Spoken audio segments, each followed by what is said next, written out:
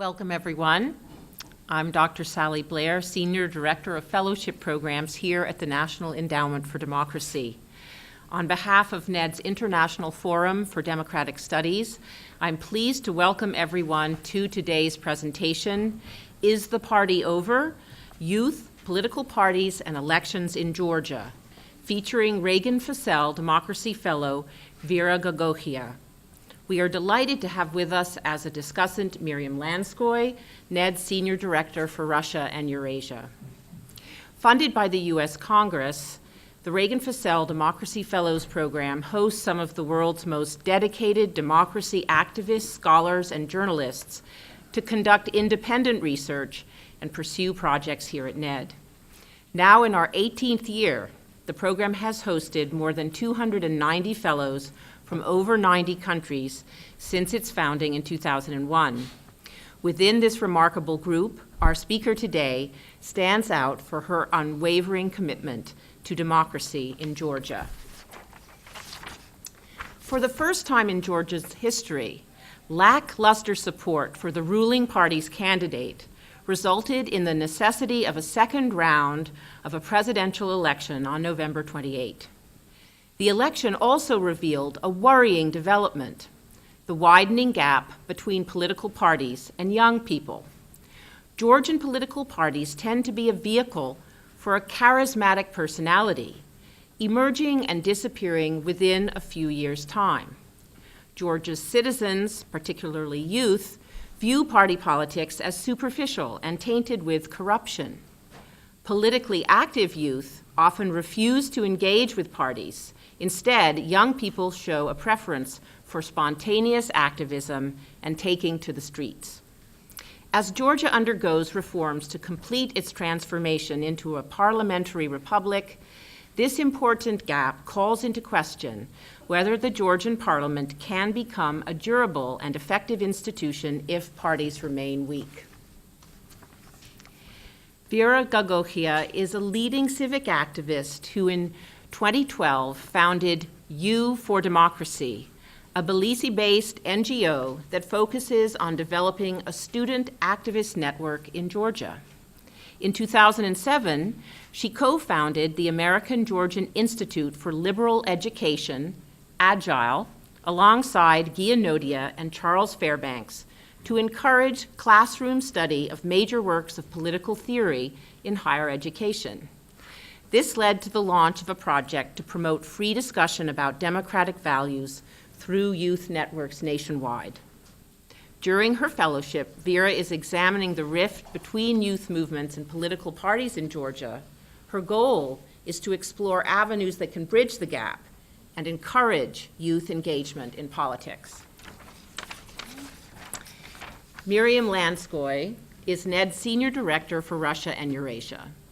In 2003, she was awarded a PhD in International Affairs from Boston University for her dissertation on the Russian presidency, the Chechen Wars, and social and political problems of the North Caucasus. She has over 20 years of experience analyzing political trends in Eurasia and implementing programs to promote democracy. And now we will turn the floor over to Vera, who will speak for approximately 25 minutes, followed by Miriam for about 10 minutes. For those of you on Twitter, you can follow this presentation and contribute to the conversation by using the hashtag NEDEvents or by following the forum @ThinkDemocracy and the endowment @NEDemocracy.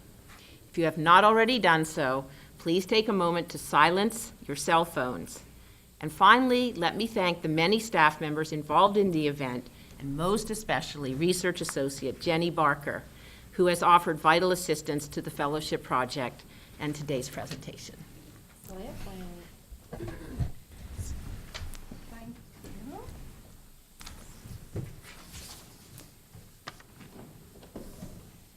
Thank you, Sally, for this wonderful introduction.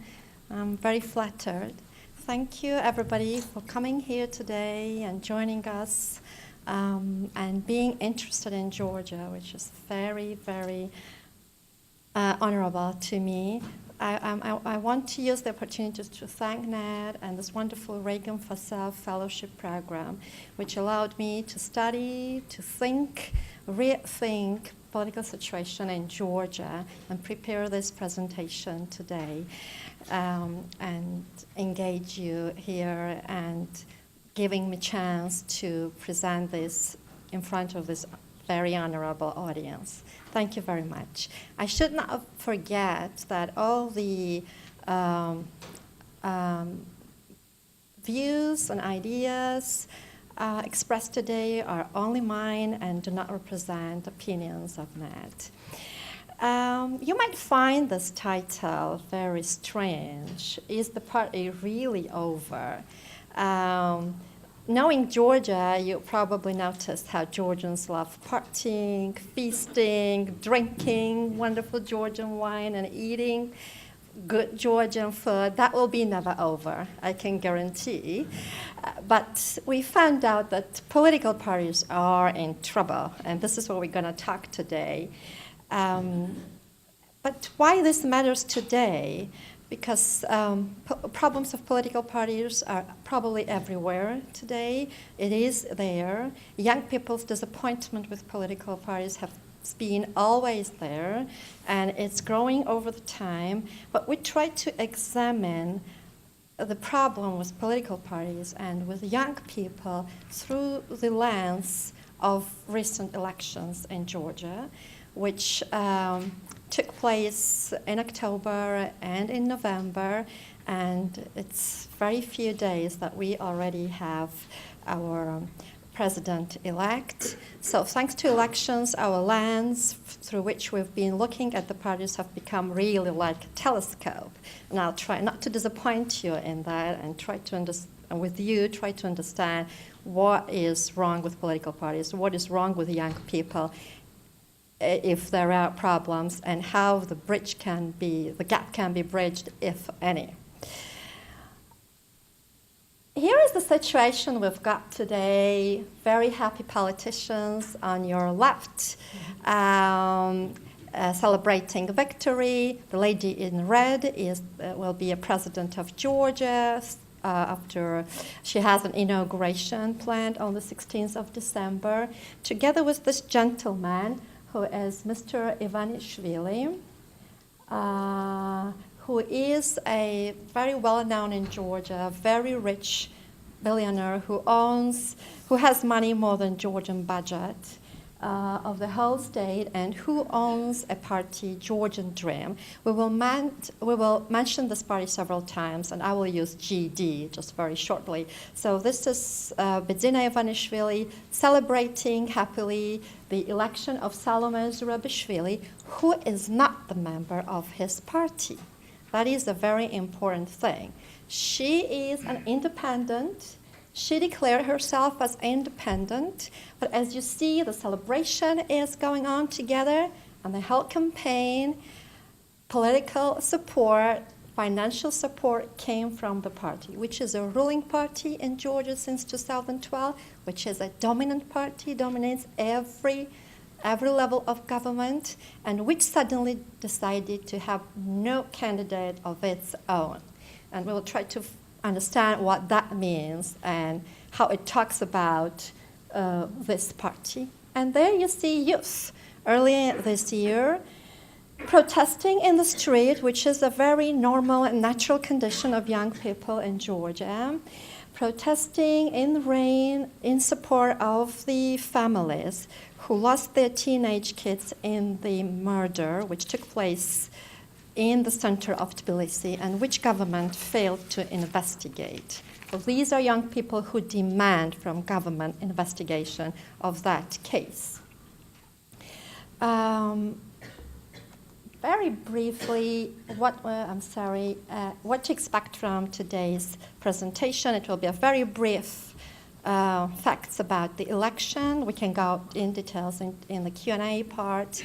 We will talk what we've learned about political parties, what we knew before, about what made these elections more clear about these political parties. We will talk about politically engaged young people who who are really interested in politics but who don't want to be close to political parties. So we will talk about why there is this gap between youth and political parties and about possible bridging of the gap. There could be a question why we worry about this now, but I believe all this matters. Georgia is getting ready in 2020 for very important political parliamentary elections. Georgia is a parliamentary republic already, but it still has to do a little bit of reforms to make elections better for political parties in getting in the parliament. And that tells us that we really need good parties. We need sustainable parties, and parties people have some trust, and parties that have politics, and parties that look like politics and act like politics, because this is not the case, what we've observed for many years. We don't have much time. 2020 is very close, so here is time really to think about these problems.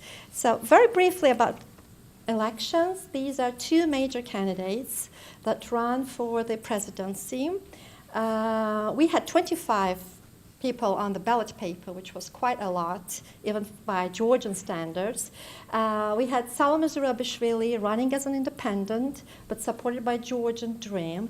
In the first round, she did quite badly. It was very surprising for the ruling party with the resources that was used for her campaign. It was a devastating result, because if we look at her rival, major rival, Grigol Vashadze from United National Movement, we will call this UNM very shortly, which is not a very simple party. It is a party which has been in government after Rose Revolution until 2012 for 9 years, and which, with the election in 2012, lost the government, and we thought it would lose the party too, but party is struggling to survive, and in that light, party really did well, 37%, which is just less than 1% difference between such a dominant party candidate and oppositional candidate. A very important thing is that the candidate, Grigol Vashadze's votes, together with the vote of European Georgia, which is a splinter party of United National Movement. The split happened recently in 2016 after the parliamentary elections, that their votes, and these parties are very close to each other. They never compete with each other. They are not rivals. They don't criticize each other. The split happened because of Mikhail Saakashvili, the president, and I'll talk about this later. Their votes were higher than her votes. So this really put the ruling party, Georgian Dream Party, into panic that in the second round they might really lose it. So that panic and that unexpected and surprising situation really revealed what they are like, what the party stands on. The party members said, election of Salome Zurabishvili is a matter of pride. And the head of the party, Bidzina Ivanishvili, said, this is a sign that Georgian people are angry at us, that we allowed or made it possible for UNM to win elections. So he sees the party as not the party who sometimes wins or loses, but he thinks that the Georgian dream is something that should be always in government and should not allow any other party to win elections or run well in the election. And this suggests that the understanding of parties is really problematic. So that declaration was very revealing. So what happened that Salome Zurabishvili in the second round won. She got nearly 60% of votes. So during 1 month that was between the first and the second round, you can imagine what type of campaign took place in Georgia. The campaign was nasty even before the first round. After the second round, it became really bad. And media was involved in this. Georgian Dream made its television. We have in Georgia a situation that one party has its television, another party has its television. So when Georgians watch TV, they watch one channel, they understand the point, watch another channel, and then they filter and understand what actually happened. Because you have to do this type of filtering on your own. So Georgian Dream back television Imedi went full-scale anti-UNM campaign, and UNM television Rustavi 2 went full-scale anti-GD and anti-Zurabishvili campaign. Digital media was flooded by disinformation. I think it was unprecedented what type of, the scale of disinformation to scare off the supporters of one or the other side. The very striking thing was that whole campaign stood on rivals. It was never about politics. It was never about platforms. It was never about people or the country or the future. It was about, if you vote my rival, the Georgia is ended. If you vote for UNM, next day you will have terror and civil war. This is what the dominant party, GD, declared. If the national movement says, if you vote for Georgia, democracy, West is lost for Georgia. So it was a very apocalyptic situation. Georgians called it apocalyptic campaign, and they were saying, let God finish this very quickly. We can't hold on. It's terrible, and it was really terrible. And it was all fear. It was all negative campaign. Here you see the examples. You know, it's very much fashionable in Georgia to call your rival agent of Kremlin, agent of Moscow. Here we have Vladimir Putin in the poster with Salome Zurabishvili looking through his head, and the inscription says, the poster says, Vova, which means Vladimir, a nickname for Vladimir. Vova, your agent will never become a president.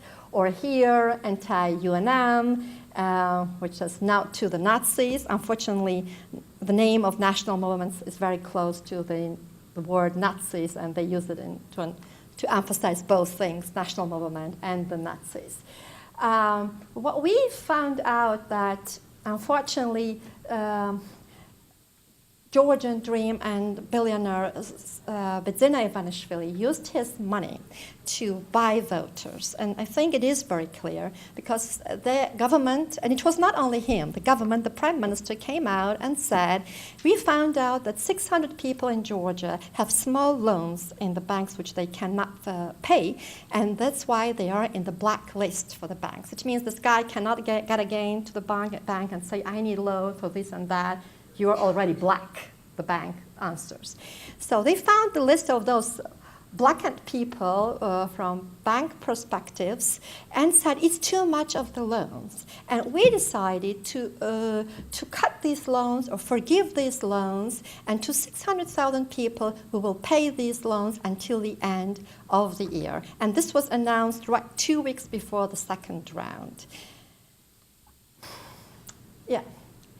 I think these 600 could have been among those 500 people who they recruited for the second round. So it was clear, it was open, it was done through the government, but it was done by Ivanishvili's money, it was through his foundation that these loans should be covered and forgiven.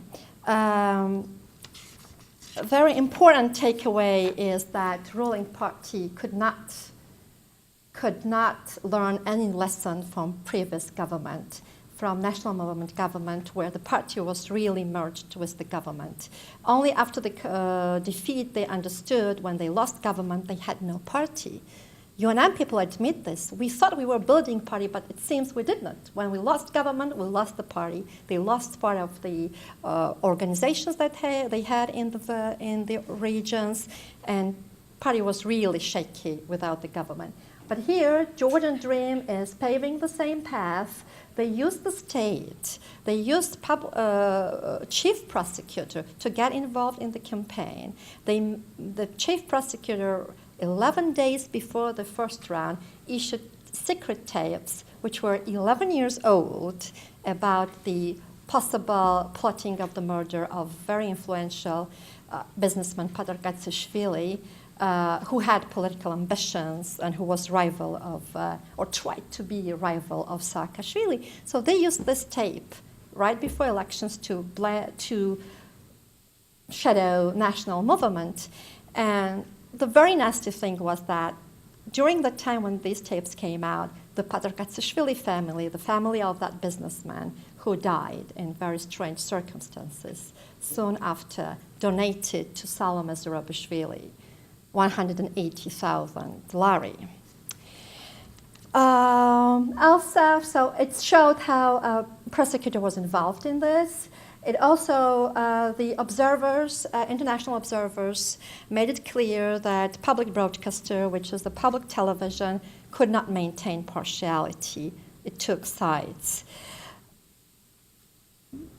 And all this, and these that we've talked, suggest that parties are not really strong. They are very weak. They depend on the money that one person has. They depend on public institutions that they dominate. They cannot run themselves. And it suggests also, the way the candidates were nominated, that each party is overshadowed by very dominant figures. Because Bidzina Ivanishvili made it clear, Salome Zurabishvili's candidacy was his personal decision. And we learned from the party that party felt a little uncomfortable about that, but they couldn't oppose him. No opposition about that. He brought a no-party person for the presidency. I think Grigol Vashadze was not also a strong candidate, but I think Saakashvili, the head of national movement, who is ex-president, who is in exile, but who is ruling the country, ruling the party from exile, dictated that somewhat soft and weak candidate who he could influence easily. His Soviet background made people to vote for him extremely difficult, but they did it. They voted. So these takeaways are very important for these parties themselves, because this is not the first time that parties cannot show themselves as real parties, because we have a cycle in Georgia of very weak parties. And what happens is that here is a little chart which shows our history from independence until today with the ruling parties who come with high percentage in parliament, who have presidents run with very high votes, and who, after losing elections, collapse. That happened to Round Table and President Gamsahurdia. The Round Table collapsed. Then came Citizens Union with President Shevardnadze. As soon as President Shevardnadze was defeated in the elections and challenged by a Rose Revolution, his party collapsed. Then came New Parliament with United National Movement, 66% in the parliament, and 96% with President Saakashvili. And in 2012, they lost government. The party continues to struggle. That's a kind of break in the chain. And came Georgian Dream, which taking the same road as all these parties took. So we are afraid that as soon as Georgian Dream loses majority and elections, they're going to collapse. And we don't want this to happen. We need parties. We need Georgian Dream as a strong party. We need national movement as a strong party. But these parties believe those rival parties should not exist. And that is a terrible thing. Let me move. So we talked about how dominant leadership overshadows political platforms or values. Parties don't know whether they are left or right. It all depends in what mood the leader wakes up. It could be very conservative one day. It could be very liberal on the other day. And can you imagine? Party members are in confusion all the time. All decisions that are made is because of the party leader. All decisions unmade is because of the party leader who did not get involved and because other people in the party are really afraid to talk to them. There's not communication between the party leadership or a leader and the rest of the party. And as I showed, the history showed almost all parties collapse and split, which brings instability. And example of weak communication within the party and with the public is that we work with parties many years with the parties in Georgia, and such things happen. For instance, the party organization has a good organization in some provincial town. They do well. For instance, Patriots Alliance, who did very well in presidential election, got in the party, had quite strong organization in Borjami. That's a resort, a nice place in Georgia. They're getting ready for elections, of local elections in 2017. It's about a month or something. They receive a call from Tbilisi, from the head of the party, David Tarhan Mouravi, or his deputy, Irmainashvili. Actually, it was Irmainashvili saying, oh, the first person in your list will be Zaza Chachanidze, who had no connection to this party. Actually, he was from the Georgian Dream Party in previous local government, head of local government, local Sakrabulo, as we call it, was a rival to them a year ago in parliamentary elections, and now the party management tells them this guy will be number one in your list. And they were devastated. They were ashamed to go to their voters door to door and say, we have a new leader who was from the other party. He is now runs with us. And to say and sell that he is best among us, when the party has really good people, they're never loyal to their own people in the regions. And that makes the party organizations in the regions very shakeable. And they feel like they are not really understood in Tbilisi, in the party leadership, and they cannot say anything. They cannot oppose to them. That is the worst thing. People in the regions cannot oppose to the very wrong decisions that they make, and this story turned out very badly for Patriots Alliance later. They had to get rid of this guy later. So I think this poster here, which was an advertisement for the campaign, is very good. Here is a picture of Salma Zurabishvili. Here is a name of Salma Zurabishvili and her number, and a picture of Bidzina Ivanishvili. And often the poster would go only this, which was very confusing, a woman's name, a man on the picture, which I think had a hidden message. Vote for me, Salma is saying, but elect him and make him stronger. And it is no surprise that young people hate this. Young people loved independent candidates until now. They thought these are real people who can fight for real values. These are people who are not involved in dirty politics of the parties, because all Georgians' evil comes from the parties. This is their belief.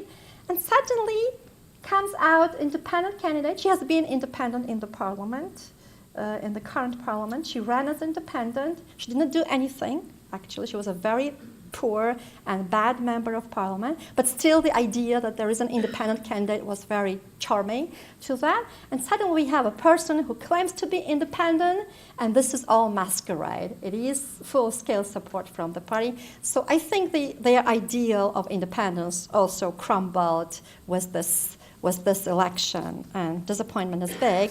Young people are unhappy. They've been unhappy and away from politics for always. They've been, because of that, they find that the street and the protest is something they really enjoy.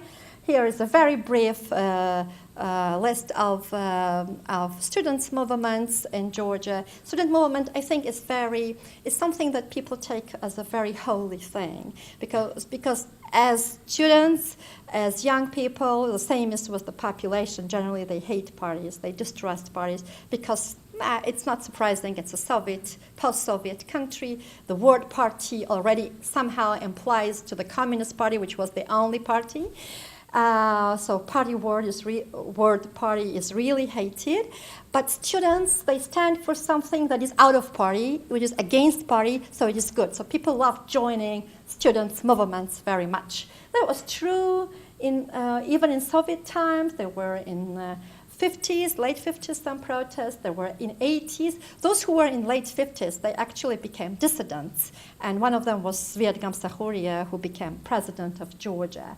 In late 80s, students had this anti-Soviet movement. Most of them were students. Very few went to politics, but most of them became public figures and writers like Dato Turashvili, who actually produced a very nice book about those protests and times. And he very much emphasized their hatred to the parties too, even to dissident parties, and they wouldn't want the guys to come to attend their protests. Then that was very well picked up, and the late 80s protests went into the Georgia's battle for democracy, for independence, and I think politicians got quite good use of it. Then was a pre-Rose Revolution protest, also triggered by young people with the movement Khmara, which meant enough to Shevardnadze. This was also very well picked by Rose Revolution government, by national movement, by Saakashvili, and many people from here got into the government. That was the logo of Khmara, and you see there is a similarity of these logos. These are very recent movements. So this is quite an exceptional case when people from streets got in the cabinets of ministers, and they became actually the most hated members of parliament. It's very interesting. And since 2010, we had many rising of students, especially under Lab 1918, but they were focusing on education, on university, on student self-government. But until 2012, when scandalous tapes of jail videos came out, which turned everything upside down, which caused some type of velvet sort of revolution and change of government. And these young people were really leading the very, very big rallies, very impressive rallies. They're very active, organizing people through media. This really went viral, and everybody was in the street. But interestingly, when they were interviewed, and there was a study about this group, after 2-3 years, they said, "Oh, it was not us who were responsible for those protests and for those change." Well, everybody gave credit to them about this. But it's interesting because I think because that change brought a party which they disliked or were very quickly kind of disappointed with, they want to take responsibility away from them and say, it's not us. It's not us. We just happen to be there. This is what they say, and it's an interesting reaction to this. And because of all these stories, they don't want to have anything to do with political parties.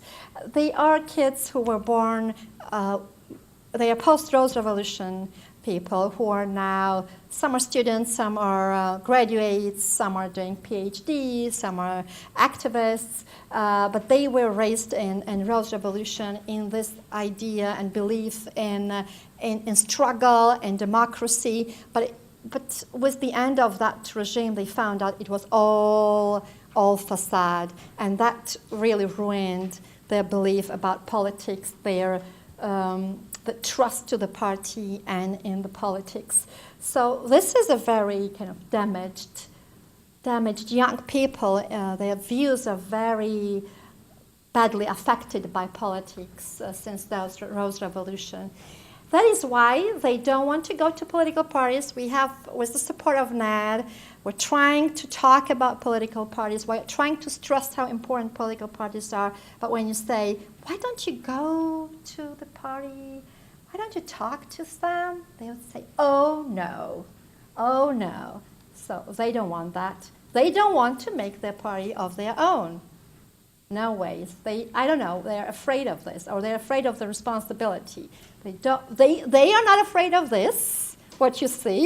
They're not afraid of this, but they're afraid of this. And they interestingly reject young people who dare to join the parties. I think young people who live in regions are more ambitious politically, unlike young people who live in the town.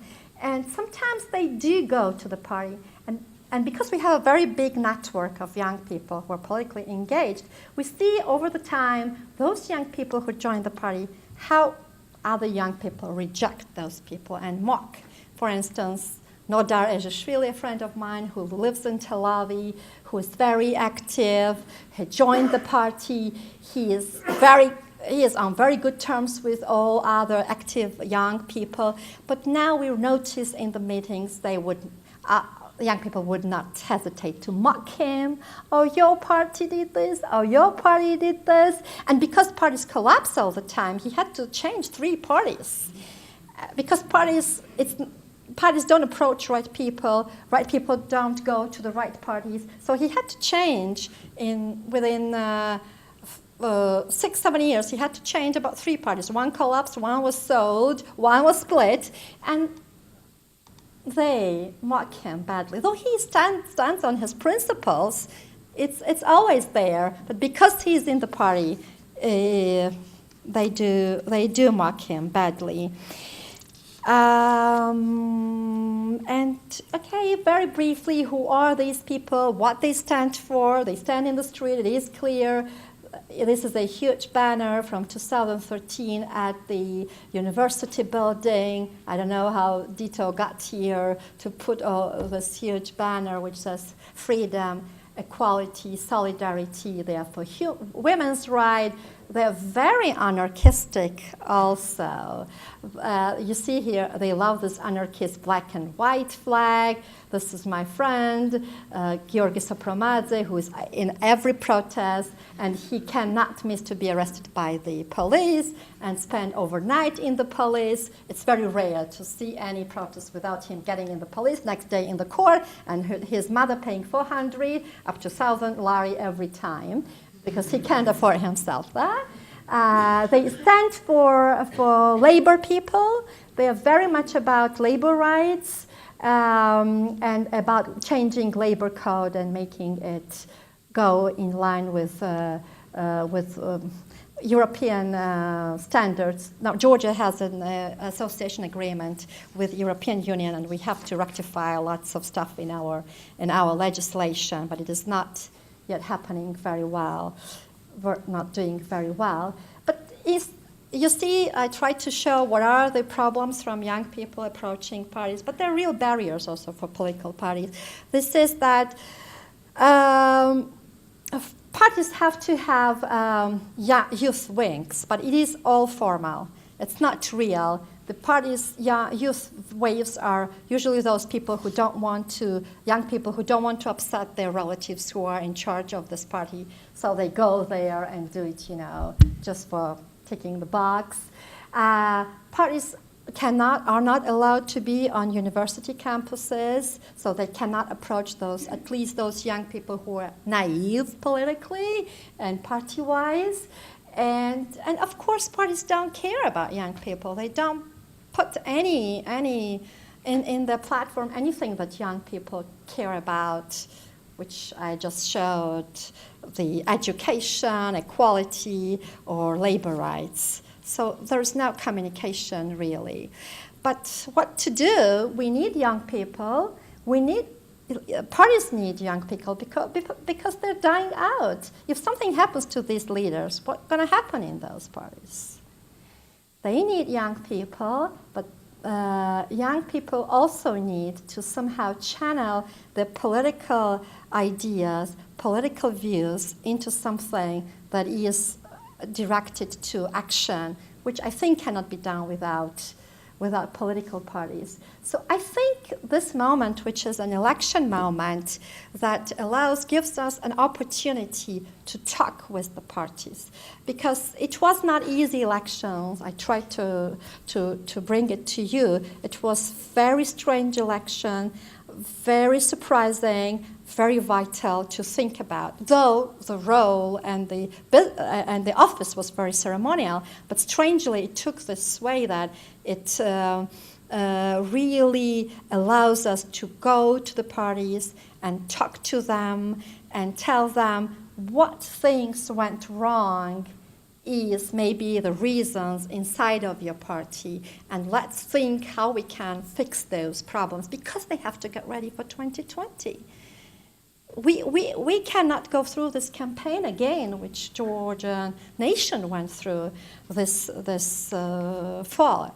So, and we should make these young people believe, and maybe use examples, European examples of Brexit or yellow vests, that, protests and personalized politics is not maybe the best way to run the country. That we need really party systems, whatever they are, and they can be improved with the help of them. Here are the meetings with some of the politicians. Actually, this is Tamar Chugashvili, the vice speaker of parliament, talking to young people, which is always interesting, engaging, that makes young people believe the politicians are not as bad, as monstrous, personally. But it shows, every time we talk, how bad the parties are. And maybe this talk now about elections and about campaign will give us more ways to implicate what is wrong within the party. We need to organize those forums, carry on that, to put these young people, talk to the parties, how to improve the parties. Young people hate parties, but they love talking. They love indicating parties, this is wrong, this we don't like, this you have to change. And I think we should not forget about rural young people. Here's a picture of very lovely village guys who are making their, getting ready for their meeting with the village head to tell what they think is wrong with their village and how to fix that. And that communication could be engaging for young people to talk to the local government and maybe to the parties on the local level. And what parties can do, and parties cannot do it with the support of civil society organizations, with the support of the friends that they have abroad, with the people who care about Georgia. These are things which I believe is something that we should stress on. And we should really tell them they have to democratize their internal structures. Parties cannot be run by only one man. It is damaging, it is controversial often, and it is confusing to the party. And they have to change their attitudes towards other parties. We should tell them that parties cannot exist alone. The party idea is the party should be with the other party. Right? So they should remove from their rhetoric that this national movement should disappear or Georgian dream should be removed totally, because the parties need other parties. And I think they should think about this. We should help them understand and stress this very, very, very strongly.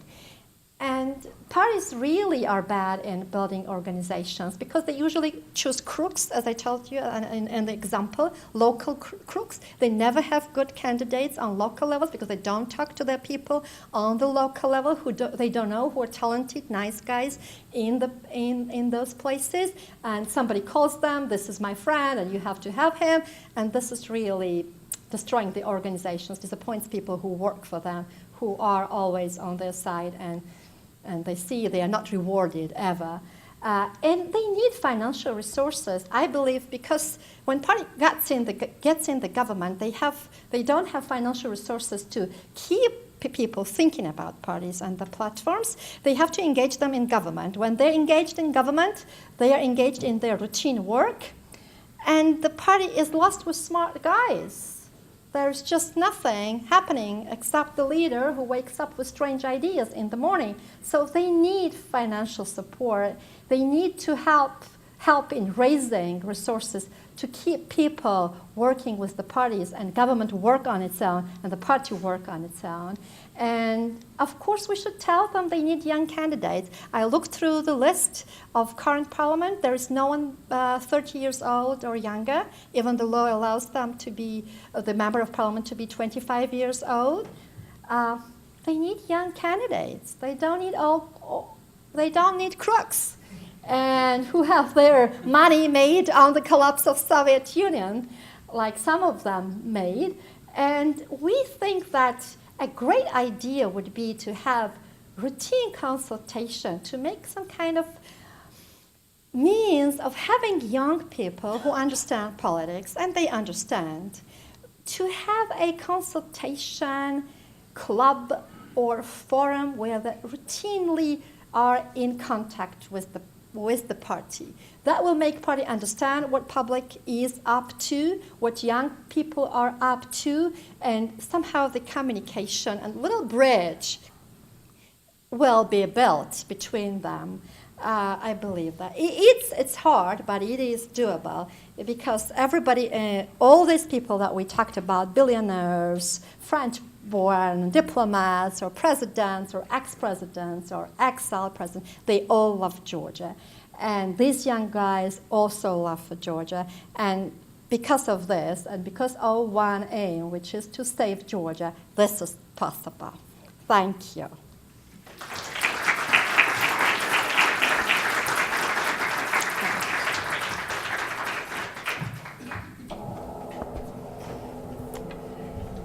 Thank you, Vera, for that very thoughtful overview of Georgian politics and youth. I think that the party may not be over, certainly, if they listen to you. So we now will ask Miriam Lanskoy to make some comments and kick off discussion. Thank you, Miriam. Great. Thank you, Sally, and thank you, Vera. That was a wonderful presentation. You put so many interesting important pieces into a compact whole, and a lot of really interesting, important thoughts. I'm not sure where to start. I want to pull a couple of things out. First, as you said, there was initially very little interest in this presidential election. So say a year ago, most people were kind of saying, look, it's a ceremonial role. This president, this is the last time a president will be elected by a direct vote. The powers have been reduced. It's not so important. Do we really have to even pay attention to this? It was very late in the game in September, so the candidates weren't announced until very late. It felt like each of the main players was waiting each other out, who will run, who won't, but not a lot of excitement about this and not much of a sense of competition. There was a lot of apathy around these elections, and I wonder. I mean, you pointed to this that it descended into a rivalry of Bidzina and Misha, a very personal one, conducted indirectly through parties that are still driven by them, indebted to them, even though they've sort of in a sense moved on, although Bidzina's come back. Did it kind of have to go there? The question I asked myself, did it have to unfold this way? Other elections in Georgia recently have been overall pretty good and have gotten good reviews and good the OSCE reports, international reports overall in the last parliamentary elections, the last local elections. Even the first round of this elections, they were on the whole, not bad elections. But in the second round, this became something really very negative, and Vera's already mentioned this debt write-off, and other facts that made it quite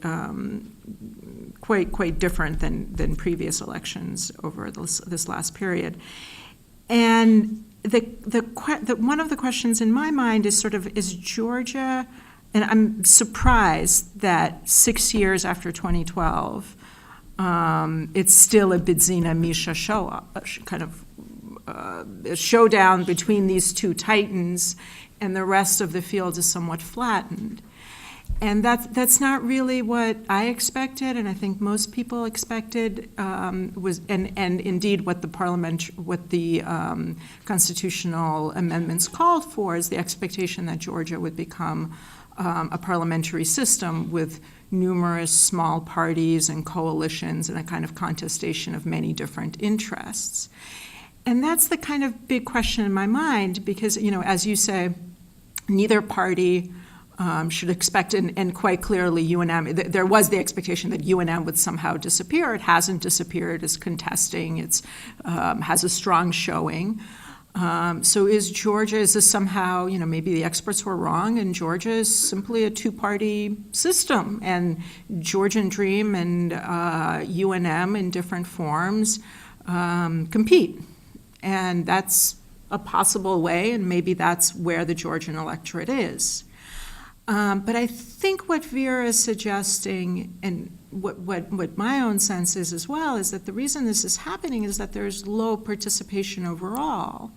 And if you look at polling and so forth, you see low interest in the elections, you see low participation, you see in the last, if you look at the last NDI poll before this election, very high percentages of either don't know or refuse to answer or haven't decided which party I would support. So it doesn't feel like people are really involved or invested, and that's what keeps this the whole field reduced to essentially two players.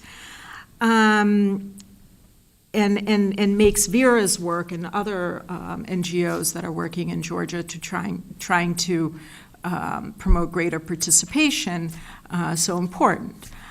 And here, so let me talk a little bit about what the opportunity is, and Vera mentioned it, and I'll try to just sort of describe it a little bit more with a little more detail, which is the constitutional amendments, which were adopted, I guess, about year and a half ago.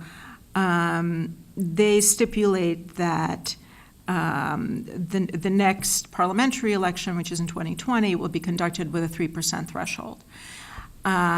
This is the last direct election of a president. This is Salim Zurabishvili has now been elected for a 6-year term. And then in the next elections in 2024, the parliament will become completely proportional. We'll go to totally proportional lists, and the threshold will go up again to 5%. So if Georgia is to move to some sort of more, to move away from either this one-party dominance or like two parties taking turns being one-party dominant, this next year is really the opportunity for that.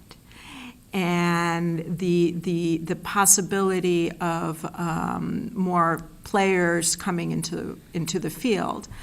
I'd also say that last time I was in Georgia, which was in September, it was just as it was announced that Georgian Dream would support Salim Zurabishvili. There were a lot of people who were disappointed by that choice, and I think there's something about these specific candidates that also made this election so negative, so contentious, so kind of painful. But there were a lot of people who were thinking about possibly running, possibly getting more involved.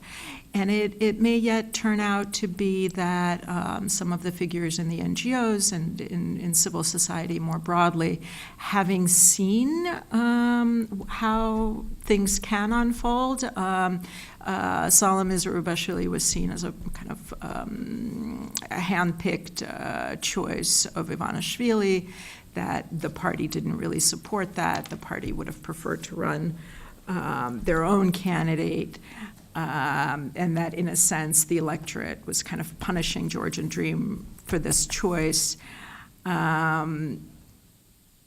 there is also the sense that, so for instance, Vashadze and this union, there was a kind of falseness.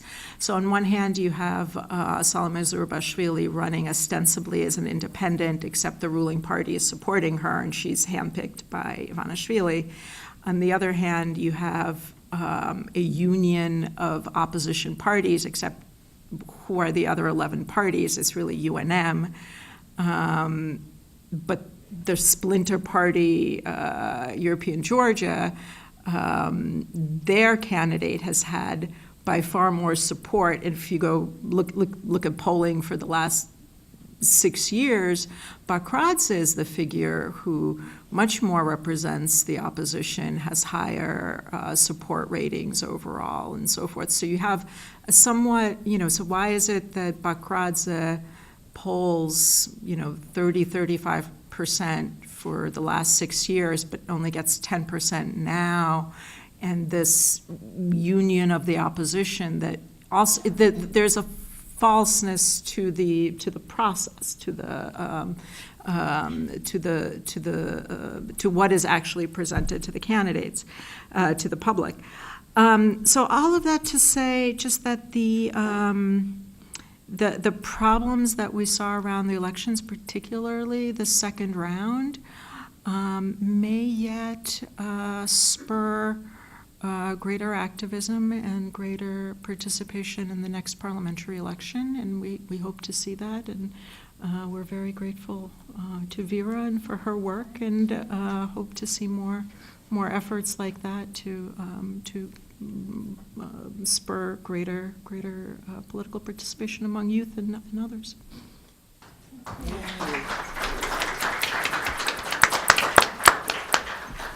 Thank you, Miriam. And we have about a half hour for Q&A. I expect there will be comments and questions, so if you could identify yourselves and keep your questions and comments brief, that would be most appreciated. Do I see a hand? This gentleman here. Okay, let's take. Yes, hi, Luis Navarro with the Foreign Policy Research Institute, and author of one of the articles that was mentioned in terms of the formulation of this forum about the uncertain future of Georgian democracy. I guess there's sort of, three elements, which I will be very brief about to this question. One is, how does party development happen in a context in which there is no federalism? You have extreme centralism of government at all levels. As you've mentioned, Vera, in your presentation, a lot of the party development is dependent upon controlling power, and when you have centralized authority, it's hard to get any sort of purchase. The proportional representation doesn't come about until 2024, and there's still single mandate districts and the 3% threshold, which make it much easier for the ruling party to retain control. That's number one. Number two is Bidzina Ivanishvili's primacy. When you have a situation in which a parliamentary government has a parliamentary chairman who no one talks about in the context of selecting a prime minister or organizing the government, it's all in a context of Bidzina Ivanishvili, then what are we really talking about in terms of a two-party formulation? And the third element is that when we talk about how young people may move forward in all of this, there's been a lot of investment through the CEPS program and through the NED to have involvement by young people and greater interaction between political parties and the population, but that seems to, based on your presentation, not come to very much. And so when we say we should tell them what new way is there for us to do so, given what would appear to be the lack of success in terms of the programming to date. Okay, that was a rich number of questions. Would you like to answer briefly, and also Miriam will say a few words, and then we'll move on to other questions as well. Okay. Thank you, Mr. Navarro. These are wonderful, good thoughts, and thank you for your work in Georgia. Previously, it was very important and very important time. These are really real challenges, how we can develop parties. But don't you think because the parties did so badly in these elections. There is someone in the party who can say, Bidzina, what you did was a mistake. Don't you think party paid a lot? Because soon after elections were over, Salim Zurabishvili went to talk to Bidzina Ivanishvili, probably to thank him for the support, and came out, and in the interview, probably you read this, she said, oh, Bidzina told me I don't owe anything to the party. I can stay independent. First thing, why she had to ask about whether she's independent or not independent. Second, she got blessing from Bidzina that you can be independent. And the third, whole party who campaigned for day and night. They left their offices. Nothing was working. I think mayor was running the headquarters. The speaker, who we have not seen often on TV, was on TV every evening and campaigning for Salim Zurabishvili. Prime Minister came out and said, we are forgiving debts. I'm sure he didn't want to say this. And everybody was put in trouble. Ivanishvili made them come in the sports palace and celebrate before elections the victory, and it was ridiculous for those people who were there. I think they have a moment now, if they have support outside also, to say, oh, Bidzina, we know how you care about us, but look, this was all terrible. And I think these party members, after her saying this, should become first. If I were them, I would become first enemy to her. And they should go and say, we should not do this again. And if people see that Bidzina's role is a little bit not as vivid as it is, or at least they find strength in themselves and support among each other, I think then they can make it, and then they can go and say, they have to save themselves also, because next elections, Bidzina will say, Pew, you're not in the list, Pew, you're not the member of parliament, I don't like your dress, I don't like your look, and he will remove these people. They won't be members of parliament. They might be very good members of parliament, as it could be in the conditions, but they also have to think about themselves and save the party. This is the moment to say this was catastrophe, and we have to rethink what is going in our party. You cannot be a party alone. And if his primacy is somehow limited, then maybe people will have more sympathy and would want to be with them more, and see more space for someone else and for some younger people. There are people, really good, nice, intelligent, able people in the party, but we don't see them. We see them in a puppet roles, and this is very disappointing. So, and we should help them, that they should come up a bit and have a bigger role in the party. If we make the government responsible and accountable for what they did, if somebody sues them in the court about the buying of votes, don't you think they have to rethink? They can't buy for 2020. If they make public broadcaster director and challenge that he was not impartial, Bidzina will be scared to appoint and get rid of the head of the board and get somebody else. Don't you think for 2020 they have to be more moderate and really take care of themselves? So I think this is really a moment to think about this, but the same is with the UNM. I don't think UNM has less problems. They have the similar problems.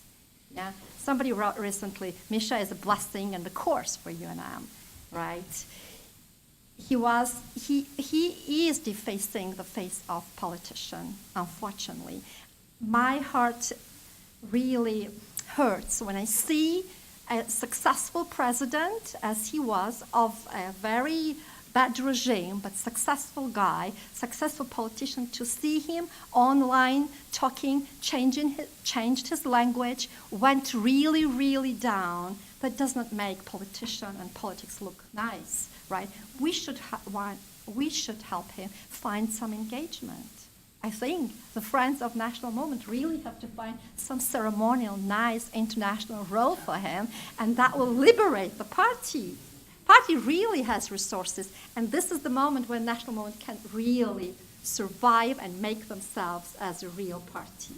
That is the moment that we have no now luxury to miss it. Thank you. Maybe go on to the next question. Come back. This lady here, maybe we'll take a couple questions together. Thank you. Thanks for your presentation. My name is Li Yang. I just want to exactly what social issues they have in mind, so they should be addressed.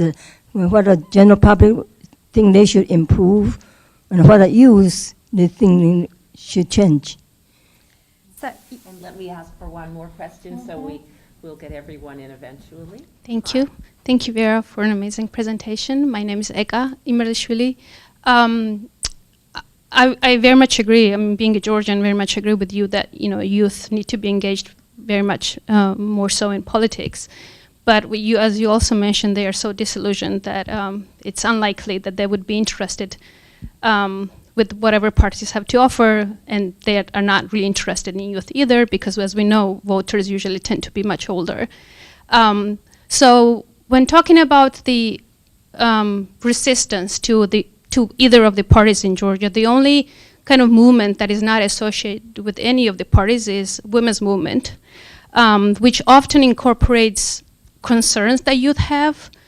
And I was wondering if you thought that they could become the alternative voices to either of the parties in the next period, not only necessarily during elections, but in the next few years in Georgia, to keep either parties in check, because they seem to be the only strong opposition to both of the parties. Thank you. Thank you. So social issues of concern to youth and the women's movement as a possible force in politics. okay. Thank you for these great questions, because I couldn't cover them in my presentation. About social issues, it is a big concern for young people. One of the driving forces is that social inequality that exists in Georgia. 20% of more than 20% of population lives beyond the absolute poverty line. It's a bit improving over the years since 2016, but very slightly. So inequality, social inequality is there, and it is very vivid, and it is something that these young people stand for, but not the parties. Parties understand that they should cut the debts, right? And young people really have these issues. Young people really care for those miners who die in the mines every month, at least one man.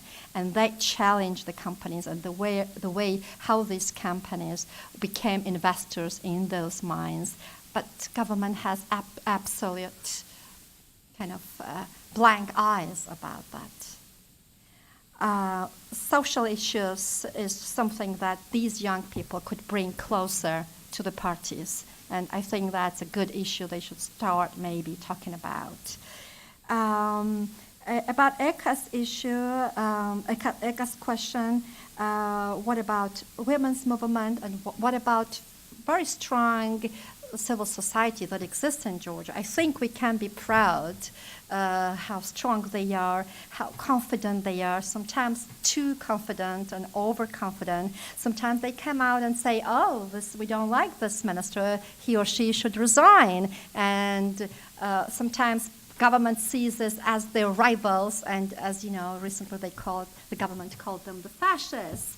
And there should be some moderation too, but I want to bring your attention to what civil society, which is so great, how they fail when they do movements and when they are about to do public change. This year, in May, there was a big raid on the nightclubs in May. So the Spetsnaz, as we call the armed police, raided on two nightclubs where there were some suspicion that there were some light drugs sold or used in the bar. A good thing is that everybody knew in Tbilisi that if you go to the bar and come out, you will be never checked for the drugs, never. But if you come out, my friend Georgian, who has a very naive young boy's face. He doesn't look anyone who is interested in drugs. Every time he comes out, 6 or 7 in the evening at his place, he lives in Varkatil, Samgori, comes out of metro. 3 guys come, say, we are from the police, we have to check you, the drugs. But never this has happened for people who come out of the nightclub at 3 or 4 in the morning. And suddenly, government raids over them. Suddenly, there is a big demonstration, great movement, which was We Dance, we fight for freedom. We want freedom, we dance. And they took all youth, their parents came out, they asked about legalization, and as soon, legalization of drugs and light drugs, as soon as government responded, civil society didn't know what to do. Because it's like protest. I love how it is described in the book Twitter and Tear Gas. This big social, demonstrations, they get, with the help of technologies, on climax as a mountain, as climbing on Everest. You have Sherpas to help you, you have oxygen, so you have Twitter, you have Facebook, you get a lot of people, but then what? Then what? And here is where we need political parties to answer then what and how. So I believe in civil society. I believe in women's movement. I believe that we should have more women. We have only 10% of women in parliament, which is probably shameful. But can civil society organizations really replace parties? We've been thinking about this for many years. But it is a challenge. It's not easy. Let's take a few more questions. Okay, this gentleman here, and then in the back, and then this lady over there. Let's take 3. Thanks very much. My name is Jonathan Levy. I work for the Federal Communications Commission, and I was wondering about the role of the media.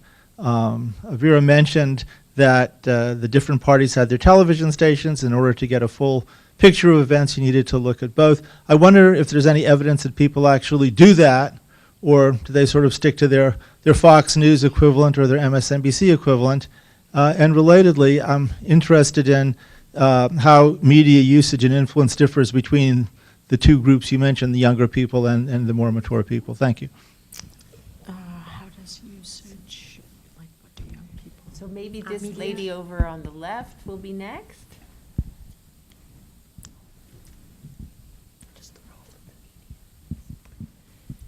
When you were talking about the youth, I was thinking at that age, they're so angry and so rebellious. It may be difficult to engage them in politics at that point. Now, when I was young, we used to have 8th grade civics class, that pre-rebellious phase. Do you think that might work, starting engaging people in politics, say at the 12, 13 years of age, so that when they get older, they may not be as rebellious against politics? Okay. And then this person here with her hand up.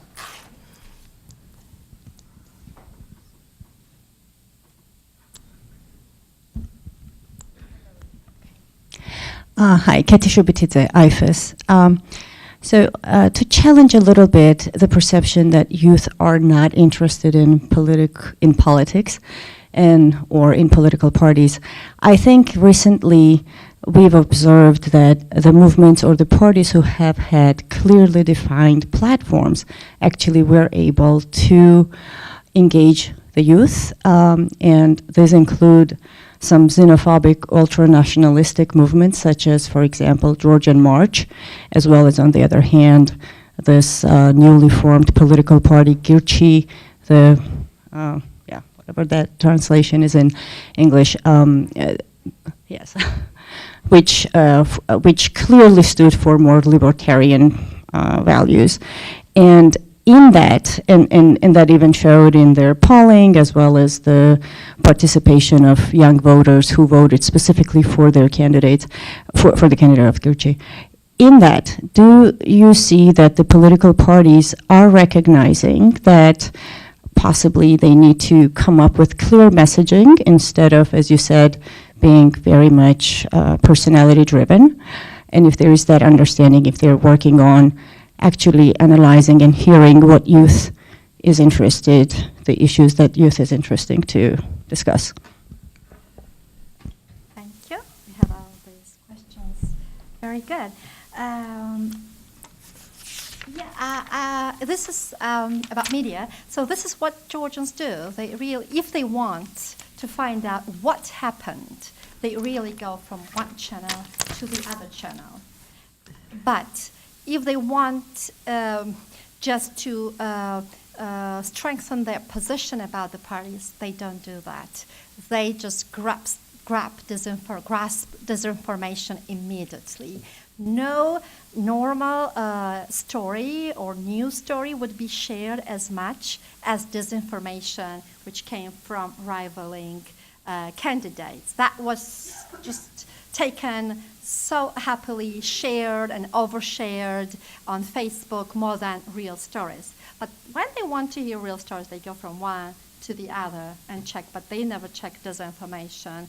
So this what people themselves say and admit, and it's a normal story in Georgia to watch several things to get news.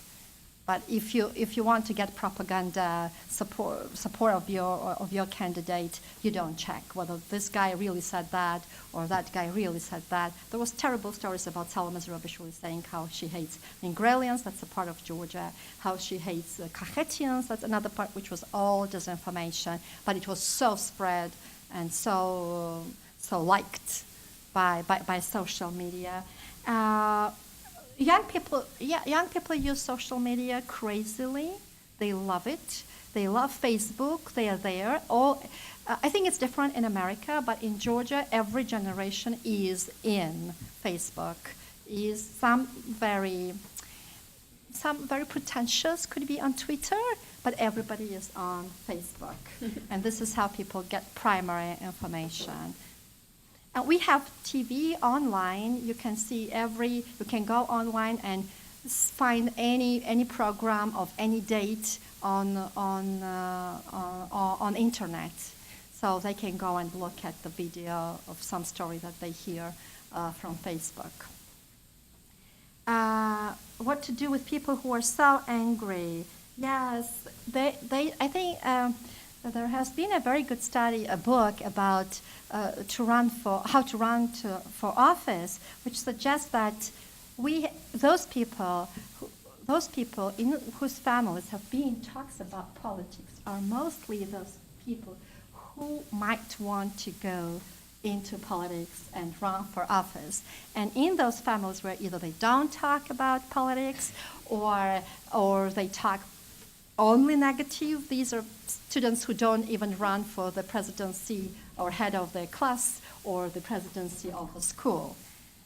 But I agree, we should start from the early age, and that would be a great idea, so to involve school kids in this political discourse. That's a great idea, and I think we should try to do that.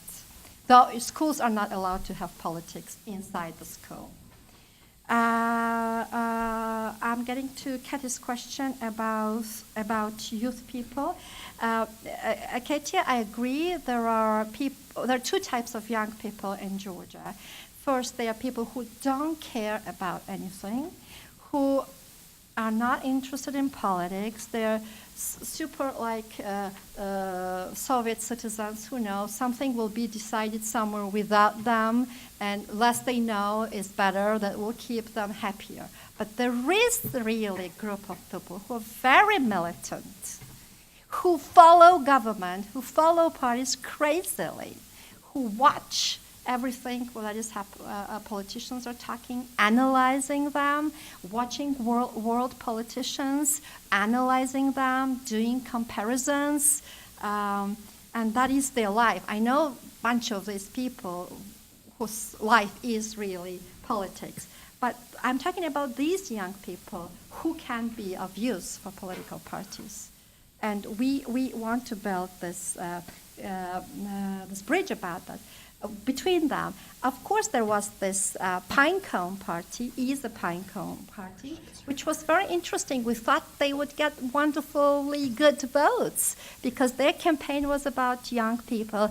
Their campaign and all their events are about marijuana. They planted marijuana in front of the police station and wanted to irritate policemen. They put their office decorated their office with pots of marijuana while still it was illegal. They put their advertisement on porno websites, their political ads there, but they got 2.5 or less than that.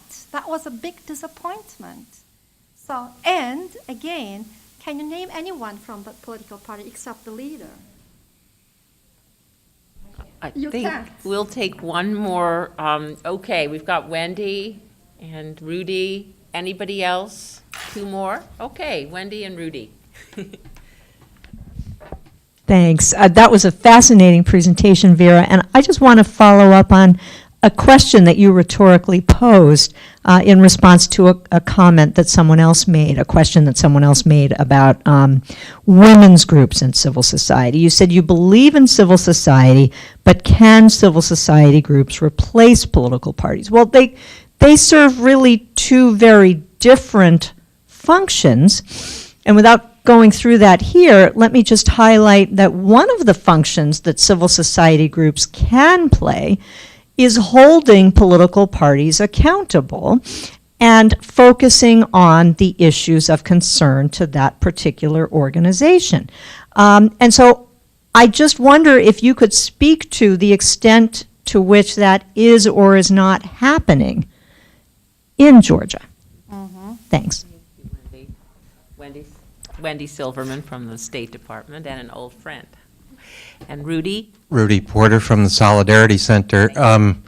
You talked about the two main party groupings being a clash of the strongmen. That obviously is not appealing to young people. It's not attracting them. I'm wondering if behind any of that, is there any alternative between the two parties or other parties on economic issues? If you mentioned that young people were heavily involved in the demonstrations over miners' deaths. I would doubt that those young people demonstrating over miners' deaths would be supporting a libertarian approach that government should stay out of it and let the market somehow stop miners' deaths. It would seem to me if you want more young people involved, you would have to have some kind of philosophy, economic policy that would attract those young people. And I'm wondering if you see that anywhere. Thank you. So we're going to have maybe Miriam say a few words, and then you will get the floor to wrap up. Oh my God. So let me start. There's a lot of really interesting questions that have been raised. NGOs and parties and this whole question of youth being, that it's easier to, that youth become more interested in sort of issues, in specific issue areas.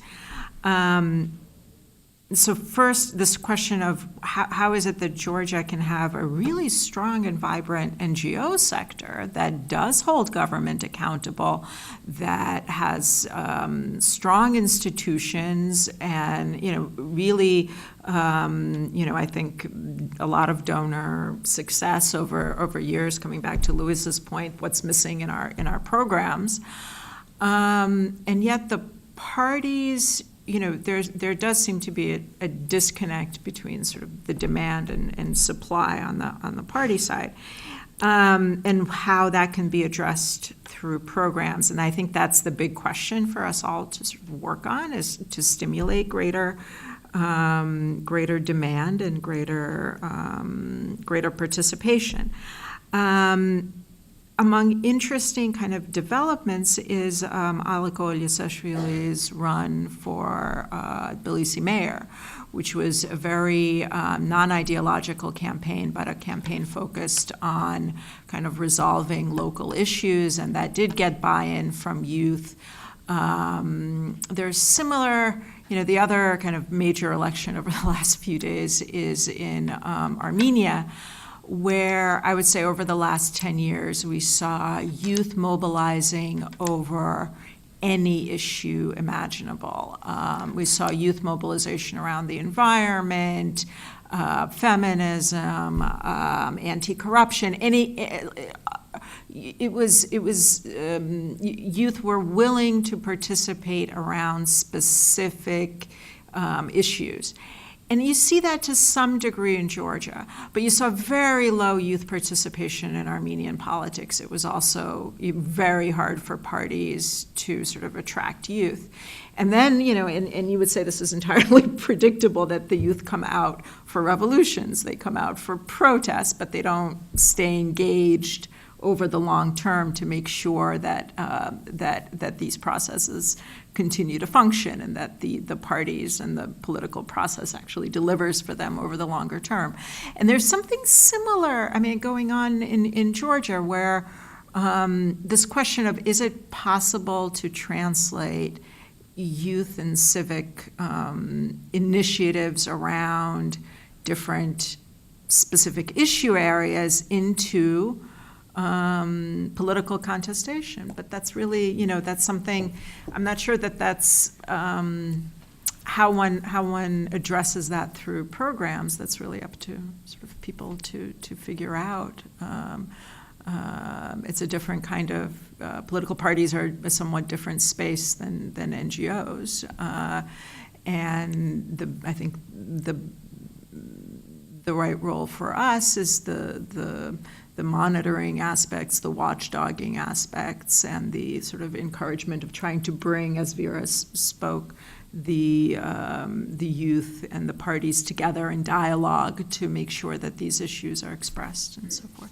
So I'll stop maybe there. Thank you. Vera, you have the floor for a few last words. Thank you. Thank you. Thank you, Miriam. So I'm concentrating on two last questions about can civil society replace political parties. Civil society is really strong. I think we can really pride about civil society in Georgia. Wouldn't you agree, Miriam? Yeah. Yes. Great. Yes. And that contrast. Yeah. I can't imagine what we will be doing without them. What we know about what is happening in politics, in government, in the country is due to civil society and to the freedom of expression and press that we have and enjoy. I think we should give credit for that to national movement and also to Georgian Dream governments. But there is, even though public broadcaster was not great in the elections, but there is freedom of expression and freedom of press, and civil society really plays a vital role in democracy and building democracy in Georgia and motivating people, that making them believe that this is the only way Georgia can survive, and they're doing this job. Politicians are not doing this job, unfortunately. Only civil society is which stands on the values, and only they are equipped with the knowledge, with experience and skills to make government accountable. And I think they shouldn't give up. I think no one should be happy with the results or very unhappy with the election results, but they should make those very concerning issues put forward and make government, make both parties accountable to what they did, make media accountable what they did. Media played a terrible role in the campaign and showed the most nasty things that they can actually do. And media also should be enlightened by civil society that this is a party system that we are going to live through, and you should get ready that we're going to have more than one party, and you should be getting used to such life. So yes, civil society has its role, but when civil society people went into the politics, it was quite disappointing.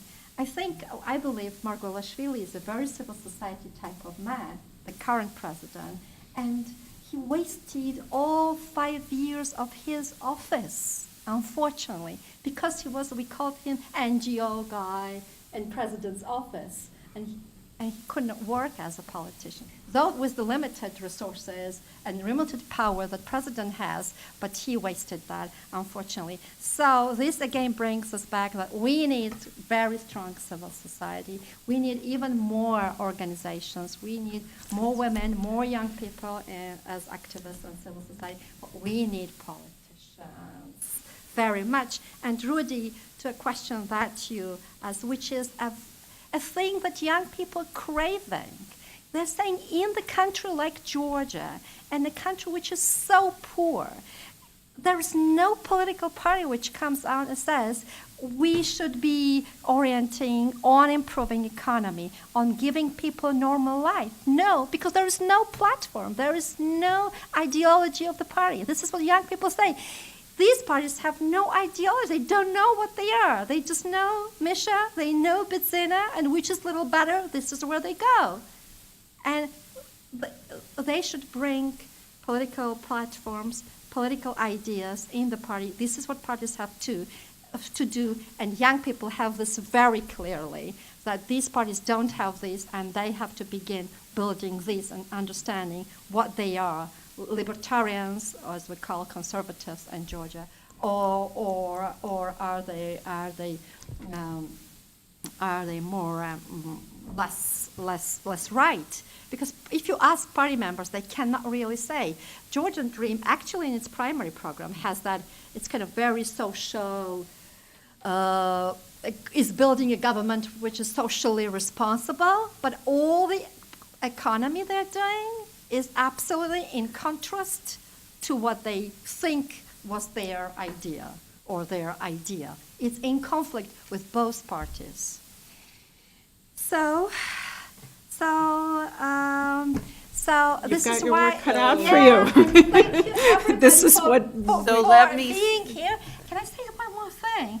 I think I disappointed in answering the questions, but these are great thoughts that I have to go through and produce something maybe more deep and more interesting about this process. So thank you, everybody, for your contribution. Let me say that the parties may not be over in Georgia, but for us today, the party's over.